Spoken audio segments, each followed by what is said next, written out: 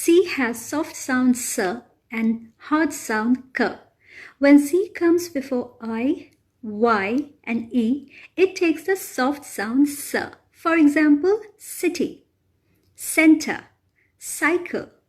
When it comes before any other consonant or vowel, it takes the hard sound K. For example, cucumber, coin, caterpillar.